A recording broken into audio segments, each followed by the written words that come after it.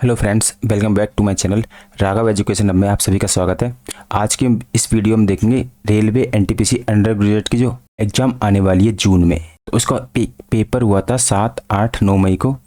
उस पेपर पे बेस मैंने कुछ क्वेश्चन रखे हैं जो आपके एग्जाम में पूछे गए हैं। और रेलवे का पैटर्न रहता है हमेशा कि वो क्वेश्चनों को क्या रिपीट करता है, ओनली डाटा चेंज करता है। तो आपकी परीक्षा के पैटर्न के लेवल के अनुसार आपकी तैयारी कैसी चल रही है, आप क्वेश्चनों के जरिए इन चीज़ों को सेल्फ एनालिसिस करते रहिए। यदि आपका पेपर जून में है तो ये सेशन आपके लिए बहुत ज़्यादा इंपॉर्टेंट होने वाला है। मैंने क्वेश्चन 1 से लेकर क्वेश्चन 15 तक पिछले वाली वीडियो में करवा दिए थे। काफ़ी बच्चों के इस क्वेश्चन में डाउट था, तो इस क्वेश्चन को मैं एक बार फिर से बता देता हूँ। क्वेश्चन नंबर 13 कि धीरज नाम का कोई व्यक्ति है, किसी काम को 30 दिन में कर सकता है, जबकि अमन उसी कार्य को 20 दिन में पूरा कर सकता है। अमन नाम का कोई पर्सन है, उस कार्य को 20 दिन पूरा कर सकता है। यदि दोनों ने एक साथ कार्य प्रारंभ किया लेकिन कार्य समाप्त पूरा होने से 5 दिन पहले धीरज काम छोड़ देता है, तो पूरे कार्य कितने दिनों में समाप्त हुआ। एलसीएम ले लेंगे, यहाँ पे 60 आ जाएगा। 30 से 60 काटेंगे 2 बार, 2 से 60 3 बार। ये इनका डे या टाइम का रेशो था, ये इनका एफिशिएंसी का रेशो निकल के आया है। अब यहाँ पे बोला है कि 5 दिन पहले धीरज काम छोड़ देता है। जो काम छोड़ के जाता है, जैसे यहाँ पे धीरज की एफिशिएंसी 2 की है और 5 दिन पहले काम छोड़ रहा है, तो उस पर काम करवाओ। तो धीरज छोड़ के नहीं जाता, 5 दिन और काम करता, तो वह कितना काम करता, 10 काम और करता। टोटल वर्क है अपना 60, 10 काम धीरज और करता, तो टोटल वर्क यहाँ से निकल के आ गया अपना 70। यहाँ से अपना टोटल वर्क निकल के आया था। फिर पूरा कार्य करने में कितने दिन लगेंगे, तो यहाँ से अपन को फिर 3 और 2 डी धीरज और अमित की एफिशिएंसी दोनों को जोड़ के 5 आ गई। फिर 5 का भाग देंगे, 5 से कम 5 और 5 चौको 20। राइट आंसर इसका 14 डेज है। ऑप्शन नंबर 20 का राइट आंसर हो गया। ऐसे ही आपके क्वेश्चन 14 करवा दिया था। क्वेश्चन नंबर 15 में इंग्लिश में ये क्वेश्चन यहाँ पे 10% था, इसलिए अपन ने सोल्यूशन में 10 माना था। यहाँ पे बाय मिस्टेक 12% लिख रहा है, आप एक बार ठीक कर लेना। यहाँ पे हिंदी में इसे 10% बना लेना। चलो आज का सेशन शुरू करते हैं क्वेश्चन नंबर 1 से। 15 क्वेश्चन इससे पहले मैंने एक और सैम्पल पेपर बनाया था, उसमें करवा दिया। आज 15 क्वेश्चन मैंने इसमें रखे हैं। तो क्वेश्चन नंबर 1 में बोला है कि 2 पाइप है, किसी टंकी को क्रमशः 4 घंटे और 5 घंटे में भर सकते हैं। ए नाम का कोई पाइप है, 4 घंटे में भर रहा है। बी नाम का कोई पाइप है, 5 घंटे में भर रहा है, जबकि तीसरा पाइप पूरी भरी हुई टंकी को 2 घंटे में खाली कर रहा है। सी नाम का कोई पाइप होगा, भरी हुई टंकी को 2 घंटे में खाली कर रहा है। ये दोनों भरने का काम कर रहे हैं और सी ये खाली करने का काम कर रहा है। इनका एलसीएम लेंगे, एलसीएम 20 आ गया। 4 से काटेंगे, 4 पंजो 20, 5 चौको 20, 2 से ये 10 बार। तो ये ध्यान रखना कि सी खाली कर रहा है और ये दोनों भर रहे हैं। आगे क्वेश्चन में बोला है टंकी आधी पानी से भरी हुई है। टंकी की फुल कैपेसिटी कितनी है, पूरा भाग है इसका 20 का, और आधी टंकी भरी हुई है, यानी कि 10 पार्ट उसका भरा हुआ है। अब तीनों पाइप एक साथ खोल दिए गए, तो टंकी खाली कितने समय में हो जाएगी।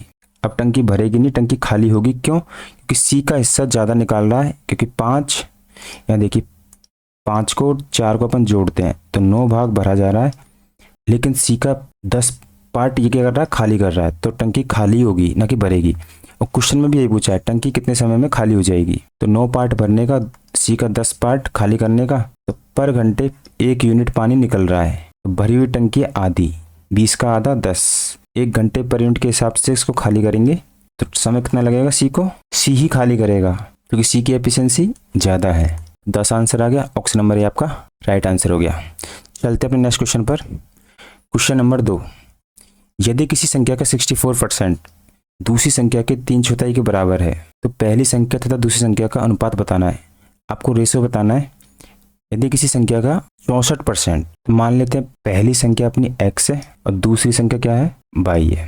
तो यदि एक संख्या का 64%, यानी x का क्या ले लेते हैं अपन 64%, परसेंट हटाने के लिए नीचे 00।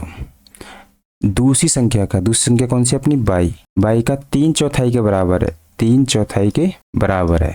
अब जो हिस्सा कट रहा है उनको काट लीजिए। 64 को काट सकते हैं अपन, 4 से 4 एकम 4, 4 6 की 24 और ये 25 बार। तो यहाँ से 16x/25 निकल के आया, बराबर 3y/4।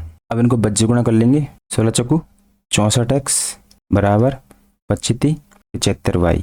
x का मान क्या हुआ, उसके सामने वाली वैल्यू रहती है 75, y उठ के नीचे आ जाता है और 64 उठ के यहाँ पे आ जाएगा। तो एक्स और वाई का रेशो निकल के आया अपना।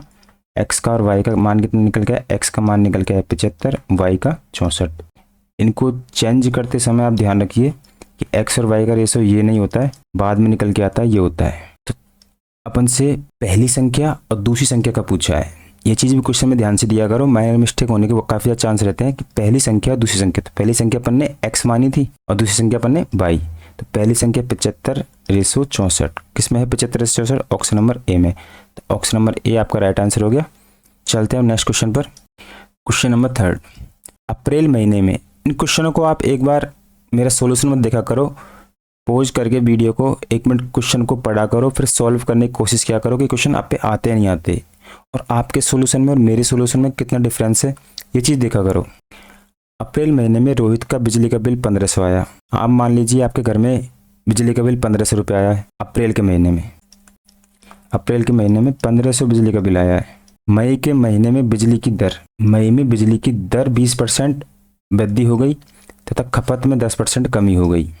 मई में क्या हो रहा है, बिजली की दर 20% क्या हो रही है, वृद्धि हो रही है, और खपत में क्या हो रही है, कमी। खपत में क्या हो रही है, 10% की कमी। तो बताइए आपके मई के महीने में बिजली का बिल कितना आएगा। नॉर्मल सा बेसिक लॉजिक वाला क्वेश्चन है कि अप्रैल में आपको 1500 का बिल दिया है, लेकिन मई के महीने में क्या हो रहा है, बिजली की दर तो रेट तो बढ़ रही है, लेकिन आपने क्या किया, उसमें बिजली की जो खपत की थी उसमें भी 10% की कमी कर दी। तो आपको बस ये बताना कि मई के महीने में बिजली का बिल कितना आएगा। तो इस क्वेश्चन का सोल्यूशन के लिए आपको प्रभावी दर ज्ञात करने के लिए आप क्या करते हो, प्रभाव दर ज्ञात करने के लिए 20% बढ़ी, 20% क्या हुई, वृद्धि हुई, यानी कि 100 से क्या हो गई 120%। 10% कमी हुई, यानी कि 100 से क्या हुई 90% की कमी। तो कुल प्रभावी दर कैसे निकालते हैं, आपस में इन दोनों को गुणा कर देते हैं, 120 इंटू 90/100। यहाँ से 2 जीरो से 2 जीरो चले जाएंगे, 12 नंबे 108% क्या हुई, वृद्धि हुई, और 100 से नीचे आते तो कमी हुई। अर्थात आपका जो नया बिल है, नया बिल पुराने बिल का 108% होगा। अब आपका पुराना बिल कितने का है, पुराना बिल क्वेश्चन में आपको दे रखा है 1500 रुपये का, पुराना बिल है 1500 रुपये का। इसका कितना होगा नया बिल, 108%, यानी कि 108/100, 2 जीरो से 2 जीरो चली जाएगी, 15 अंठे 120, 15 एकम 15, 15 और 1 16, 1620 रुपये का मई के महीने में आपका बिजली का बिल निकल के आएगा। ऑप्शन नंबर बी आपका राइट आंसर हो गया। ऐसे निकालते हैं नेक्स्ट मंथ का बिजली का बिल। जब आपको दर दे रखी है कि बिजली की दर इतने % वृद्धि हुई, खपत में इतनी कमी हुई, तो अपन प्रभावी दर निकालने के लिए आपस में गुणा करके 100 का भाग देते हैं, 2 जीरो से 2 जीरो काटी तो 108% वृद्धि निकल के आई। अर्थात नया बिजली का बिल पुराने बिल का 108% होगा। मई के महीने में जो बिजली का बिल आएगा पुराने बिल का 108%। 100% होता तो वही 1500 का आता, 8% ज़्यादा है तो आप ऐसे भी निकाल सकते हो, 1500 का डायरेक्ट 8% निकाल दोगे आप, तो 15 अंठे 120 आएगा, 1500 में 120 ऐड करोगे आप, तब भी आपका 1620 आंसर निकल के आएगा। चलते अपने नेक्स्ट क्वेश्चन पर। क्वेश्चन नंबर 4, नॉर्मल सा बोडोमास रूल पर बेस्ड क्वेश्चन है ये, इसको आप कर लोगे, लेकिन इसमें काफ़ी लोग टाइम बर्बाद कर देते हैं। तो सबसे पहले आप कोष्टकों पर ध्यान दीजिए कि 725 तो बिल्कुल कोष्टक से बाहर है, हमें अंदर की संख्याओं पर कैलकुलेशन करनी है। तो डायरेक्ट करने की कोशिश किया करो, अंदर के कोष्टक से चेक करेंगे, 22 में से 18 गए तो आपके 4 बचे, 4 को 6 से मल्टीप्लाई करेंगे तो 24, 48 में से 24 घटाएंगे तो आपके 24 निकल के आया। ये आपके 125 प्लस के 24 प्लस के 35 हो गया। अभी 725 बाकी है। अब इनको ऐड करेंगे, 20 और 20 40 और 30 70, 5 और 5 10 80, 80 और 4 84, यानी कि इन तीनों को जोड़ने पे निकल के आया 184। 725 आपका बाकी था, 725 माइनस 184 करेंगे तो यहाँ से 1 आ गया, यहाँ से आपके 4 निकल के आ गया, और यहाँ से आपके 5। तो ऑप्शन नंबर बी आपका राइट आंसर हो गया 541। चलते हैं अपने नेक्स्ट क्वेश्चन पर। क्वेश्चन नंबर 5, 40,000 अंकित मूल्य वाले एक रेफ्रिजरेटर पर क्रमशः 10%, 5% की 2 लगातार छूट दी जाती है। नगद भुगतान करने के लिए 10% के अतिरिक्त यदि आप कैश में लेते हो तो 10% की एक्स्ट्रा छूट भी दी जाती है। नगद भुगतान करने पर रेफ्रिजरेटर का अंतिम विक्रय मूल्य ज्ञात कीजिए। 2 डिस्काउंट आपको एक सेल्समैन दे रहा है रेफ्रिजरेटर पर, 10% और 5% के 2 लगातार क्रम की छूट, और यदि आप इस चीज़ों को कैश में लेते हो तो 10% की एक्स्ट्रा छूट मिल रही है, यानी कि आपको 3 डिस्काउंट मिल रहे हैं। आप इस क्वेश्चन को 10 और 5 का सक्सेसिव लगा के कर सकते हो, या फिर तीनों को सक्सेसिव लगाकर। लेकिन जब डाटा इजी हो तो आपको सक्सेसिव लगा के उन चीज़ों में फंसना नहीं है। यहाँ पे डायरेक्ट बोला है कि 40,000 किसी वस्तु का मूल्य, उस पर 10% छूट, यानी कि 100 के वैल्यू पर 10% की छूट, यानी कि 90%। इसका 90/100 हो गया। फिर इसका 5% यानी कि 100 के सामान पे 5% की छूट, यानी कि 95/100 डायरेक्ट करेंगे इसको। और 10 को भी निकाल सकते हो, यानी कि 90/100। लेकिन आराम से जब डाटा इजी दे रखा है, अपन को क्रिटिकल नहीं करना है। यहाँ पे 4 जीरो है तो नीचे की 4 जीरो कट जाएगी। 9 चौको 36, आपके आ गया 360 इंटू 95। पहले 90 से मल्टीप्लाई करेंगे, 2 जीरो, 9 छिक्की 54 का 4 का हासिल की 5, 9 तिया 27, 27 और 5 आपके 32। अब 5 को गुणा करेंगे 360 से, तो 5 को किसी संख्या से गुणा करते हैं तो क्या करते हैं, उसका आधा कर देते हैं। तो ये डायरेक्ट 180 निकल के आएगा। या फिर गुणा कर लीजिए, 0 की 0, 5 छिक्का 30 की 0, हासिल की 1, 5 तिया 15 और 15 3 18। ये देखिए यहाँ से 180 आया। 5 को की संख्या से गुणा करते हैं तो आधा करके, तो इनको जोड़ेंगे तो 0 0, 8 4 12, 2 3 और 1 4, 34,200। ये आया इतने डिस्काउंट पर, यानी कि जब अपन को 10% और 5% का 2 डिस्काउंट निकल गया तब वैल्यू आई 34,200। अब 10% की अतिरिक्त छूट, यानी कि 90/100, 10% की और छूट ले लेंगे। तो 1 जीरो की 1 जीरो, 9 दूनी 18 का 8 का हासिल की 1, 9 चौको 36, 37 का 7 का हासिल की 3, 9 30 27, 27 और 3 30, 30,780 रुपये में उसका लास्ट प्राइस रहा 30,732। देख लीजिए ऑप्शन नंबर ए में मिल गई। ऑप्शन नंबर ए आपका राइट आंसर हो गया। अब ये वाला क्वेश्चन आपके सक्सेसिव से भी हो सकता था कि x प्लस के y माइनस के x इंटू वाई अपॉन में 100। पहले आपको 10% 5% यानी कि 15% की छूट मिल गई। 10 पंचो 50 यानी कि 0.5 आप माइनस करोगे तो आपके 14.5 निकल के आएंगे। फिर ये डाटा पॉइंटों में चला गया। फिर तीसरी सक्सेसिव निकालने के लिए आप 10 से मल्टीप्लाई करोगे। तो जब डाटा आपका इजी हो तो आप डायरेक्ट भी निकाल सकते हो इसको, जैसे 40,000 का 90/100 इंटू 95 इंटू 100 इंटू 10% यानी कि 90/100। इससे भी कर सकते हो। यहाँ से भी आपका सेम आंसर निकल के आएगा 30780। और तोड़ के करना चाहो तो ऐसे भी कर सकते हो, डिपेंड करता है कि आपकी कैलकुलेशन कितनी तेज है। चलते हैं अपने नेक्स्ट क्वेश्चन पर। क्वेश्चन नंबर 6, उस समुच का चयन कीजिए जिसमें संख्या उसी प्रकार संबंधित है जिस प्रकार दिए गए समुच में। ऐसे क्वेश्चनों में सबसे पहले आप नोट पे ध्यान दिया करो कि इसमें एग्जाम्पल दिया है कि जैसे कोई संख्या 13 है तो 13 पर क्रिया निकालनी है। 13 में आप कुछ भी जोड़ सकते हो, घटा सकते हो, गुणा कर सकते हो, लेकिन 13 को आपको 1 और 3 में नहीं तोड़ना है कि 1 का स्क्वायर कर रहे हो, 3 का स्क्वायर कर रहे हो, या फिर 1 में से 3 घटा रहे हो। ऐसे 1 और 3 पर गणितीय संक्रियाएं करने की अनुमति नहीं है। तो नोट्स में आपको साफ साफ बोल दिया 1 और 13 को तोड़ना नहीं है। तो अपन का फर्स्ट दे रखा है 4, 14 और 5, और ये दे रखा है 6, 20, 7। इन दोनों में रिलेशन देखना आपको कैसे। तो अपन यहाँ 4 इंटू 5 करेंगे तो 20 आ जाएगा, 20 में से माइनस 6 करेंगे तो 14 निकल के आ जाएगा। ऐसे ही 6, 20 और 7, 6 7 42, 42 माइनस के अपन 6 करते हैं तो अपन के 20 निकल के नहीं आता है। तो ये दोनों पैटर्न लगेंगे नहीं। कुछ दूसरा ट्राई करते हैं, स्क्वायर करके देखते हैं। 4 का 16, 5 का 25, या फिर 4 को इससे मल्टीप्लाई करके देखते हैं। 4 को 14 बना के देखते हैं, या फिर 4 को 14, 4 दूनी का 8, 4 इंटू 2 करते हैं, 4 दूनी का 8, 8 प्लस के 5 करेंगे तो 13, प्लस के 1, यहाँ से आपके 14 बन गया। ऐसे ही 6 इंटू 2 करेंगे, 6 दूनी का 12, प्लस के अपन ये 7 करेंगे तो 7 और 12 19, प्लस के 1 यानी कि 20 बन गया। अपन को पैटर्न समझ में आ गया। तो इस तरीके से आपको फास्ट पैटर्न पकड़ना है, स्क्वायर करके गुणा करके। अब अपन को पैटर्न पता चल गया कि संख्या 2 से मल्टीप्लाई होके 4 का 2 गुना किया 8, 2 से मल्टीप्लाई हो रही है, फिर 5 को इसमें ऐड कर रहे हैं, अब प्लस 1 कर रहे हैं। ऐसे ही यहाँ पे देखना है कि 5 को 2 से मल्टीप्लाई करेंगे 10, 10 में 6 ऐड किया 16, 16 प्लस के 1 होता है आपके 17, तो ए होगा नहीं। 7 को 2 से मल्टीप्लाई करेंगे 14, 14 में अपन ये 8 ऐड करेंगे 22, 22 प्लस के 1 करेंगे तो 23। ऑप्शन नंबर बी आपका राइट आंसर।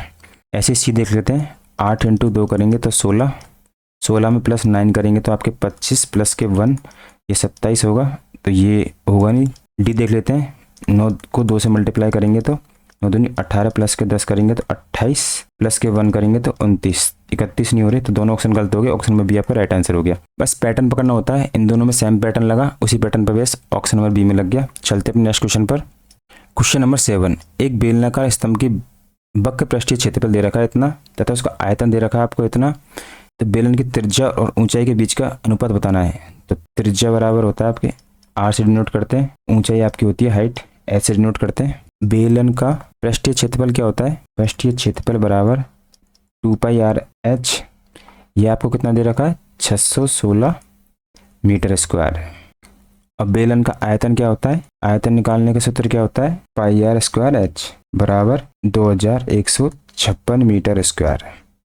ये दो डाटा आपको क्वेश्चन में दे रखे हैं, बेलन का पृष्ठीय क्षेत्रफल और बेलन का आयतन, सूत्र ये होते हैं। तो सूत्र से ही आपके आंसर निकल जाएगा। अपन क्या करेंगे, दूसरे को पहले में भाग देंगे, तो एक तरीके से पाई आर स्क्वायर एच बटे 2 पाई आर एच बराबर क्या है, पाई आर एच आयतन दे रखा है आपको 2156, बेलन का पृष्ठीय क्षेत्रफल दे रखा है आपको 616। अब यहाँ पे देखिए पाई से पाई कट जाएगा आपका, पाई से पाई कट गया तो यहाँ पे एक पाई बच गया, आर से आर चला जाएगा तो यहाँ आर बच जाएगा, एच से आपका एच कट जाएगा और इनको काट के देखते हैं, 2 से काटेंगे 2 एकम 2, हासिल पूरी बार भाग चला गया तो भाग टूटी सिपर, 2 7 14 2 अंटे 16, 2 से चल जाएगा 2 3 6, ऐसे यहाँ पे एक में पूरी बार भागने गया तो 0, 2 अंटे 16 और काट लेते हैं, 2 से 2 5 10, 2 3 6 2 9 18, 2 एकम 2, 2 5 10, 2 चौको 8। अब देखते हैं किससे कटेगा, 159 बटे 154। सोचिए आप ये किससे कटेगा, यहाँ पे बचा आपके आर, नीचे बचा आपके पाई बराबर 539 बटे 154। अब आपको त्रिज्या और ऊंचाई पूछिए। इतना करने के बाद यदि आप यहाँ आके फंस जाते हो, आपको काटना नहीं आता है, तो काटना पूरा आना चाहिए, सारे भाग रूल आने चाहिए, जोड़ के गुणा करके कैसे भी। अब यहाँ पे 154 से अपन को हिंट मिल रही है कि ये 11 से कट सकता है, 11 कम 11, 11 चौको 44, ऐसे ही ये 11 चौको 44, 9 बचेगा, 11 9 99। अब देखिए 7 से कट जाएगा, 7 7 49 और 7 दूनी का 14। ये आपके यहाँ पे पाई नहीं, पाई से पाई कट जाएगा, 2 बचेगा, तो बटे आर बटे 2।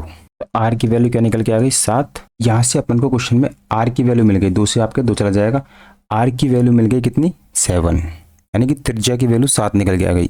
लेकिन सारे ऑप्शन में अपन को त्रिज्या ए ऑप्शन बी ऑप्शन में 7 है, सी ऑप्शन आपका होगा नहीं, डी ऑप्शन होगा नहीं, तो आपके 2 ऑप्शन क्लोज हो गए। अब त्रिज्या अपन को 7 मिल गई, तो बेलन का अपन को पृष्ठीय क्षेत्रफल कितना दे रखा था, एक साइड में कर लेता हूँ, बेलन का अपन का पृष्ठीय क्षेत्रफल था 2 पाई आर एच बराबर 616, तो ये 2 गुणा 22 बटे 7 इंटू आर का मान मिल गया अपन को 7 इंटू एच बराबर 616, यहाँ से आपके 44 बटे 7 इंटू 7 इंटू एच बराबर 616, 7 से आपका 7 चला जाएगा तो ये 44 एच बराबर 616। तो एच का मान कैसे निकलेगा, एच आपकी ये हाइट है, आर आपकी त्रिज्या है, तो 616 में अपन 44 का भाग देंगे। अब 4 से काटेंगे 11 बार, 4 एकम 4, 4 पंजे 20, 4 चौको 16 और 11 से चला जाएगा, 11 एकम 11, 11 चौको 44। एच का मान कितना निकल के आया 14 और आर का मान निकल के कितना आ गया, आर बराबर 7, एच बराबर 14। इनको काटते हैं तो रेशो बनेगा आपका 1:2 का या फिर 7:14 का। ऑप्शन किसी में भी 1 नहीं है तो आप ऑप्शन 1 को कर लीजिए, 1:14 का बनेगा ये। यहाँ पर आंसर में ऑप्शन में मिस्टेक है, तो 7:14 का बनेगा या फिर 1:2 का बनेगा, त्रिज्या और ऊंचाई के बीच का रेशो। तो इस हिसाब से आपका option number A right answer हो जाएगा। ये दोनों ऑप्शन तो कट हो गए थे। चलते अपने नेक्स्ट क्वेश्चन पर। क्वेश्चन नंबर 8 नॉर्मल क्वेश्चन है, एक बार खुद से बनाने की कोशिश कीजिए, फिर आप मेरा सॉल्यूशन देखिए। एक मेज का अंकित मूल्य दे रखा है, उसके क्रय मूल्य से 25% अधिक है, 50% छूट देने के बाद उसे 450 में बेचा जाता है, लाभ प्रतिशत ज्ञात कीजिए। देखिए सीपी होता है आपके क्रय मूल्य। कोई वस्तु आपने खरीदी, फिर उस पर आपने मार्क प्राइस लगाया यानी कि अंकित मूल्य लगाया, फिर आपने उसको ये सेलिंग प्राइस मतलब बेच दिया। तो यहाँ पर बोला है क्वेश्चन में कि एक मेज का अंकित मूल्य यानी कि ये आपका अंकित मूल्य हो गया, ये आपका क्रय मूल्य हो गया, ये आपका सेलिंग प्राइस यानी कि विक्रय मूल्य हो गया। ठीक है कि अंकित मूल्य क्रैमुल से 100% 125 अधिक है, यानी कि 25 अधिक है। सो ये है अंकित मूल्य 25 अधिक है, तो ये मार्क प्राइस 125 हो जाएगा। लेकिन इस डाटा से अपन क्वेश्चन सॉल्व नहीं कर सकते। यहाँ पे अपन को दे रखा है 50% की छूट देंगे अपन क्रैमुल पे नहीं, जो अपन ने मार्क प्राइस लगाया है उस पर अपन छूट देंगे। इस पर अपन डिस्काउंट दे रहे हैं, कितने का? 50 रुपये का क्या दे रहे हैं? डिस्काउंट देने के बाद 450 में बेचा, 450 में बेच दिया। 50%, 50 रुपये का डिस्काउंट, रुपये का डिस्काउंट है ना कि परसेंट का। तो सीधी सी बात है, ये वैल्यू आपकी 500 रुपये की होगी। मतलब मार्क प्राइस आपने 500 रुपये लगाया होगा, 50 रुपये डिस्काउंट दिए, 450 में बेच दिया।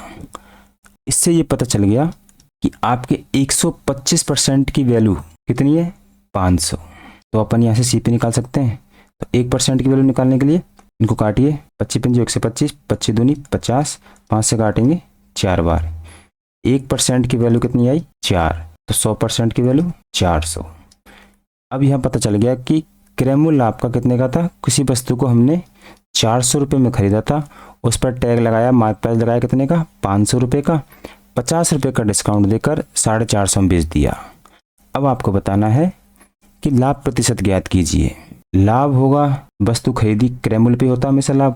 400 रुपये का सामान था, 450 में बेच दिया, यानी कि 50 रुपये का प्रॉफिट हुआ। किस पर? 400 रुपये पर। इसको परसेंटेज में जानने के लिए 100 से गुणा करेंगे, 2 जीरो से 2 जीरो कटेगी, 4 से काटेंगे, 4 एकम 4, 4 दूनी 8, पॉइंट लगा के 5, 4 पंजो 20, यानी कि 12.5% का क्या हो गया? लाभ हो गया। ऑप्शन नंबर बी आपका राइट आंसर। आप इस क्वेश्चन को किस तरीके से करते हो वो एक आपका तरीका है। ये तरीका आपको अगर अच्छा लगा है, बिल्कुल बेसिक है, एक एक चीज़ बताइए मैंने आपको, वीडियो को बैक करके जरूर देख लेना। चलते हैं अपने नेक्स्ट क्वेश्चन पर। एक बार क्वेश्चन में जरूर ध्यान से पढ़ा करो। देखो यहाँ पे 50 रुपये की छूट देने के बाद 450 में बेच रहा है, तो सेलिंग प्राइस तो आपको यहाँ से डायरेक्ट मिल गया। 50 रुपये की छूट दे रहा तो मार्क प्राइस मिल गया। ये 500 ही तो 125 की वैल्यू है, तो 100% निकाल लिया, सीसीपी मिल गया अपन को। उसके बाद जो क्वेश्चन में लाभ प्रतिशत पूछेगा या फिर आगे क्वेश्चन को कुछ ही बढ़ाता है, तो इस तरीके से क्वेश्चन को आप करोगे तो एक्यूरेसी भी आपकी मेंटेन रहेगी और बहुत फास्ट क्वेश्चन सॉल्व होंगे। देखते हैं अपना next question, question number 9, age से रिलेटेड क्वेश्चन है। इस क्वेश्चन में देखिए 8 वर्ष पहले PQR की औसत आयु 24 वर्ष थी, 4 वर्ष पहले Q और R की औसत आयु 22 वर्ष थी। अब से 5 वर्ष बाद P की आयु क्या होगी? ये तो है आपका प्रेजेंट, यानी कि वर्तमान। वर्तमान में PQR की कोई आयु होगी, पता नहीं है, लेकिन अपन क्वेश्चन में दिए 8 वर्ष पहले, यानी कि 8 साल पहले। 8 वर्ष पहले PQR की औसत आयु 24 वर्ष है, इनकी आयु 24 वर्ष है। औसत में दे रखी है तो अपन 3 से मल्टीप्लाई कर देंगे, 3% है तो यहाँ से निकल के आएगी 24 48 34 72। अब इतना पता चल गया कि PQR की 8 साल पहले आयु थी, वो कितनी थी? 72। इन तीनों का योग कितना था? 72 था।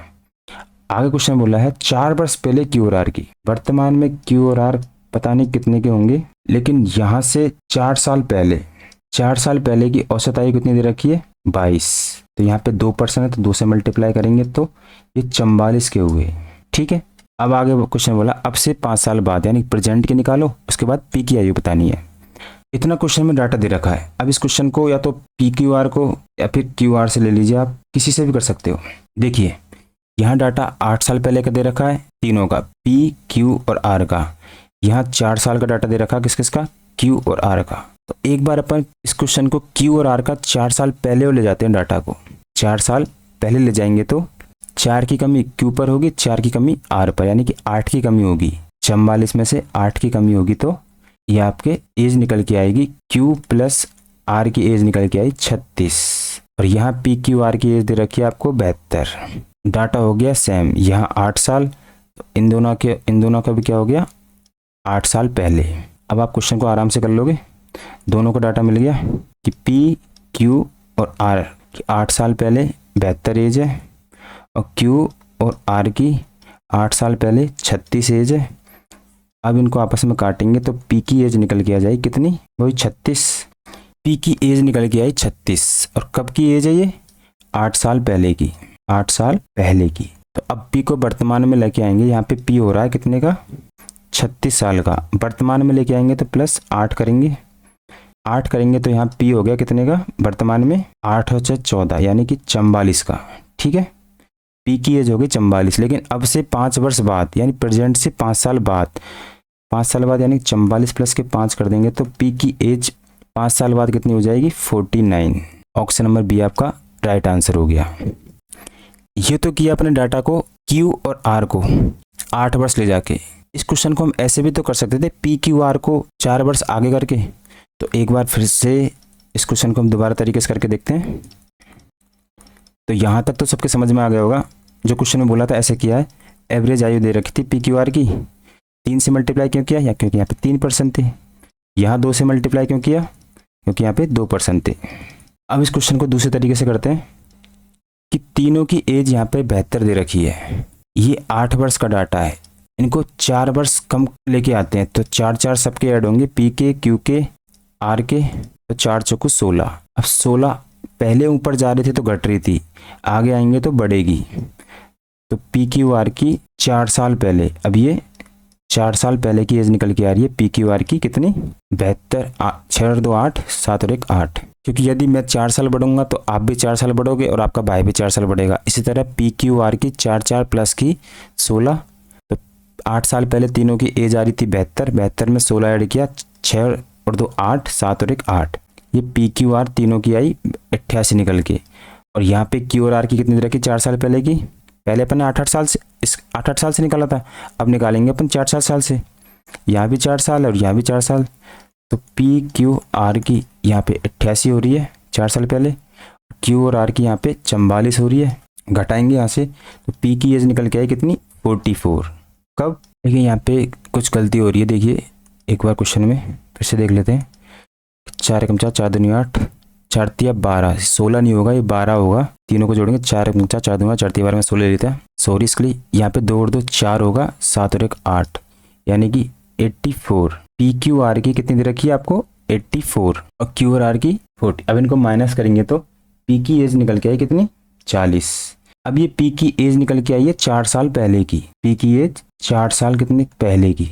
अब पी को अपन प्रेजेंट में लेके आएंगे तो +4 करेंगे, 40 प्लस के 4 हो जाएगा 44। लेकिन क्वेश्चन में पूछा आपसे अब से 5 साल बाद, अब से 5 साल बाद मतलब 5 और ऐड कर देंगे तो यहाँ से भी 49 एज निकल के आई पी की। इस क्वेश्चन को मैंने आपको दोनों तरीके से बता दिया। पी क्यू आर को 4 साल आगे ले आया और क्यू और आर को 8 साल ऊपर ले जाके भी बता दिया। तो वीडियो को एक बार दोबारा देख लेना, इससे बेस्ट मेथड कुछ नहीं है। इसी तरीके से क्वेश्चन होगा, आपकी समझ में आ जाए तो ठीक, नहीं आता तो आप वीडियो को बार बार देखते रहिए या फिर आपको बहुत ज़्यादा तैयारी करने की ज़रूरत है।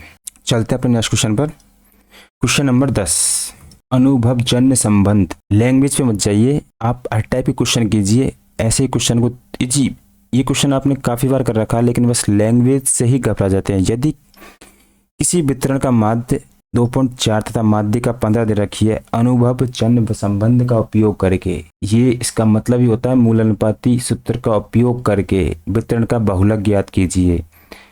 तो बहुलक ज्ञात करने का सूत्र क्या होता है, बहुलक बराबर 3 माध्य का माइनस 2 माध्य। सबको पता होता है कि मोड बराबर 3 मीडियन माइनस 2 मीन, ये सूत्र होता है। यहाँ पे आपको जो डाटा दे रखा है, आपको माध्य दे रखा है कितने का 12.4 का, तो 2 × 12.4, माध्य का दे रखी है आपको 15 की, तो 3 × 15 माइनस बहुलक आपसे पूछा है तो यहाँ से बहुलक बस सूत्र में जमा दिया। डाटा को 15 × 45 होता है, 45 में से माइनस करेंगे 12 दूनी 24, 4 दूनी का 8, 24.8। 45 में घटाएंगे 0.8 घटाएंगे तो 0.2 आ जाएगा, 24 के यहाँ पे 25 हो जाएगा, 45 में 25 जाएंगे तो 20 निकल के आएगा। तो बहुलक आपका कितना निकल के आया, बहुलक निकल के आया 20.2। ऑप्शन नंबर ये आपका राइट आंसर हो गया। चलते अपने नेक्स्ट क्वेश्चन पर। क्वेश्चन में यदि काफी बार ऐसे दे दे, देखो ये सूत्र माध्य क्या होता है, एक माध्य ये होता है। यदि आपको क्वेश्चन में डाटा ऐसे दे x बराबर, मान लो इसमें आपको क्वेश्चन में दिया है 12.4 ये देता, और आपसे क्वेश्चन में बोलता नहीं कि माध्य क्या है, डाटा देता x पे बार, यह माध्य की जगह होता x पे बार बराबर 12.4, तो इसका मतलब भी माध्य होता है। तो ये चीज़ ध्यान रखना कि आपके मोड बराबर होता है 3 मीडियन माइनस 2x पे बार, इसको अपन क्या बोलते हैं माध्य। सूत्र और सारी क्वेश्चन की लैंग्वेज आपको पता होनी चाहिए। ये कुछ बेसिक बातें थी, काफ़ी बच्चों को आती होगी, काफ़ी को नहीं, तो मैंने एक बार आपको रिकॉल करवा दी। चलते हैं नेक्स्ट क्वेश्चन पर। क्वेश्चन नंबर 11, यहाँ बोला ए और बी ने मिलकर एक पेंटिंग को कुछ दिनों में पूरा करते हैं। ए और बी एक पेंटिंग बना रहे हैं, कुछ समय में पूरा कर रहे हैं, लेकिन समय नहीं बता रखा आपको। ए अकेला दोनों के साथ मिलकर लिए गए समय से 2 दिन अधिक लेता है। वाह वाह वाह। मान लेते हैं ए और बी मिलकर किसी पेंटिंग को x दिन में कंप्लीट कर रहे हैं। उसके बाद क्वेश्चन में ये बोला है कि ए अकेला दोनों के साथ मिलकर लिए गए समय, दोनों के साथ मिलकर मान लो x समय लिया गया है, तो ए लिए गए समय से 2 दिन अधिक लेता है, यानी कि ए लेगा x प्लस के 2 दिन अधिक, यानी कि ए और बी का जो समय लिया गया है उससे 2 दिन अधिक, जबकि बी अकेला 8 दिन अधिक लेता है। और बी क्या करेगा, ए और बी ने जो समय लिया था उससे 8 दिन अधिक लेगा। तो ज्ञात कीजिए ए अकेला उस पेंटिंग को कितने दिन में बताएगा। तो ए अकेला उस पेंटिंग को कितने दिनों में पूरा कर देगा। जब आपको डाटा ही नहीं दे रखा तो आप बताइए क्वेश्चन को कैसे सॉल्व करोगे। तो इस क्वेश्चन को सॉल्व करने के लिए ए अकेला उस पेंटिंग को कितने में करेगा, और जब भी आपसे ए अकेला दोनों द्वारा लिए गए समय से 2 दिन अधिक लेता है, ऐसे बी का बताया, ऐसे टाइप के क्वेश्चन पूछे तो मैं आपको इसके लिए शॉर्ट ट्रिक बता दूंगा। लेकिन इस क्वेश्चन को आप बेसिक से एक बार देख लीजिए कि क्वेश्चन बेसिक से भी होता है और किस तरीके से होता है। अब जैसे कि ए किसी काम को 10 दिन में करता है तो एक दिन का कार्य होता है 1/10। बी किसी कार्य को 20 दिन में करता है तो उसका 1 दिन का कार्य होता है 1/20। तो अपन क्या करते हैं 1/10 प्लस दोनों मिलके 1/20, नीचे का क्या ले लेते हैं एलसीएम, यहाँ पे 20 एलसीएम ले लिया, 2 प्लस के 1 बराबर 3/20, तो दोनों मिलके इतने दिन में करेंगे। इस तरीके से ही इसको करना है। शॉर्ट मेथड भी मैं आपको बता दूंगा। अब यहाँ पर ए का कार्य हो गया 1/x प्लस के 2 दिन में, और बी का क्या हो गया प्लस 1/x प्लस के 8 दिन में, बराबर ए बी के बराबर 1/x के बराबर। अब क्या करेंगे अपन, नीचे लेंगे इनका एलसीएम, x प्लस के 2 x माइनस के 8, तो यहाँ पर x माइनस के 8 प्लस x प्लस 2 आ जाएगा बराबर 1/x। अब इनको आपस में बज्जुगुणा करेंगे, x की वैल्यू निकालेंगे, तो ये काफ़ी मेथड आपका लेंथी हो जाता है। तो आपको बस मैं बता रहा हूँ कि एक तरीका ये होता है, लेकिन हमको यहाँ पे एग्जाम सॉल्व करनी है। ऐसे लॉन्ग मेथड से तो हम इस क्वेश्चन में अपने 2 से 3 मिनट खराब कर देंगे। तो जब भी इस टाइप के क्वेश्चन आपको देखने को मिले तो आप अपने पेन और रफ शीट में एक चीज़ लिख लीजिए कि ए अकेला बराबर दोनों से, जब ए अकेला दोनों से ए दिन ज़्यादा लेता हो, ए दिन ज़्यादा लेता हो। ऐसे ही क्वेश्चन में बोले बी अकेला बराबर दोनों से बी दिन ज़्यादा लेता हो, और आपको ए और बी का समय ज्ञात करना हो, ए और बी का समय ज्ञात करना हो, तो समय निकालने के लिए अपन क्या करेंगे, ए और बी का क्या कर देंगे, रूट कर देंगे। यहाँ पे देखिए मैंने छोटा ए छोटा बी लिए और बड़ा ए बड़े बी लिए, तो यहाँ पे कुछ वैल्यू होगी, उनका क्या कर देंगे अपन रूट। फिर ए बराबर रूट ए बी प्लस के ए हो गया, और बी का मान कैसे निकालेंगे, बी बराबर ए प्लस के बी प्लस के बी हो गया। यहाँ पे क्वेश्चन में अकेला आपसे ए के वर्क पूछा है कि ए कितने दिन में करेगा। मैं आपको इस क्वेश्चन में ए का भी वर्क बता दूंगा, और यदि पूछ लेता है बी का भी कि बी कितने दिन में करेगा तो बी का भी बता दूंगा। तो दोनों के लिए आप इस मेथड का यूज करोगे। ये आपके ए प्लस बी के बी का समय डायरेक्ट निकालने की ट्रिक है। ए और बी का डायरेक्ट समय निकालने की ट्रिक है आपकी। क्या करेंगे, ए का निकालने के लिए ए बराबर रूट ए बी प्लस के ए कर देंगे, और बी का निकालने के लिए रूट ए बी प्लस के बी कर देंगे। तो यहाँ आपसे क्वेश्चन में किसका पूछा है, अब यहाँ पे डाटा देख लीजिए, ए बराबर कितना है, ए बराबर 2 दे रखा है, छोटा ए, अब छोटा बी बराबर 8, यानी कि ए किसी काम को करने में ए बी से ए दिन ज़्यादा ले रहा है, बी किसी कार्य करने में ए बी से 8 दिन अधिक ले रहा है। तो ए का मान निकालने के लिए ए बी की वैल्यू आपको मालूम ही है, रूट में 2 × 8 प्लस के ए, मतलब 2 दिन अधिक ले रहा था 2, तो ए बराबर 8 दूनी का 16 हो जाएगा प्लस के 2। ए का मान क्या निकलेगा 4 प्लस के 2 यानी कि 6। ऑप्शन नंबर डी आपका राइट आंसर हो गया। यदि आपसे क्वेश्चन में पूछ लेता कि बी बताइए बी कितने दिन लेगा, तो बी का निकालने के लिए अपन बी बराबर root A B A plus के बी प्लस के बी इस वाले सूत्र में जमा देंगे। तो 2 × 8 प्लस के 8, 8 दूनी का 16, यहाँ से 4 प्लस के 8 यानी कि बी लेगा कितने 12 दिन। तो इस ट्रिक से आप क्वेश्चन को जल्दी सॉल्व कर पाओगे। ए और बी का डायरेक्ट समय निकालने के लिए, तो ए और बी का डायरेक्ट समय निकालने के लिए ट्रिक होती है root A B. A B क्या है, ए और बी के दिन है कि कितने दिन ज़्यादा ले रहा है कितने दिन कम ले रहा है। अब देखिए यदि आप इस क्वेश्चन की इस ट्रिक को जानते तो आपको इस क्वेश्चन को सॉल्व करने में कितना समय लगता कि ए का 2 दिख रहा है आपको और बी का 8, 8 दूनी 16 और 2 प्लस के यानी कि 4 और 2 6, मात्र 3 से 5 सेकंड, ज़्यादा से ज़्यादा आपको 10 सेकंड में आप इसको आंसर देते, वरना आप दूसरे मेथड से जाओगे तो बहुत टाइम लगेगा। एक बार कॉफ़ी पेन उठा के अपने नोटबुक में एक चीज़ बना लेना। चलते हैं अपने नेक्स्ट क्वेश्चन पर। क्वेश्चन नंबर 12, इसमें आपको समीकरण दिया है, गणित चिन्हों को आपस में बदलना है। तो इस क्वेश्चन में भी काफ़ी बच्चे क्या करते हैं, तो नीचे से स्टार्ट करते हैं, काफ़ी ऊपर से स्टार्ट करते हैं। तो देखिए इसमें भी फास्ट कैसे करते हैं कि सबसे पहले तो आप इन ऑप्शनों में क्या उठाते हो, या तो नीचे से गैस करते हो कि नीचे से करते चलेंगे तो ऊपर का आंसर मिलता है, और ऊपर के जब स्टार्ट करते हैं तो आपको नीचे का आंसर मिलता है। तो सबसे पहले इसमें भाग को साइन को उठाया करो कि ऑप्शन ए में भाग का साइन है, तो ये भाग के साइन को देखा करो, भाग प्लस से चेंज हो रहा है, यानी कि यहाँ पे आ रहा है, तो ये देखा करो डिवाइड हो रहा है नहीं हो रहा, कि ये हो रहा है, तो मतलब ये फॉलो कर सकता है। अब डी में देखा करो, ये भाग का साइन, भाग किससे चेंज होगा, इंटरचेंज माइनस से।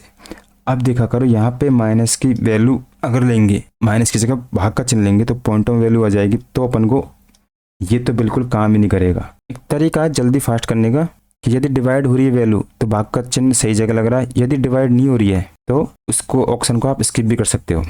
अब इस क्वेश्चन में प्लस और भाग का चिन्ह चेंज करते हैं, तो 18 भाग 6 प्लस के 3 इंटू 4 माइनस के 5 बराबर क्या लेके आना आपको 35।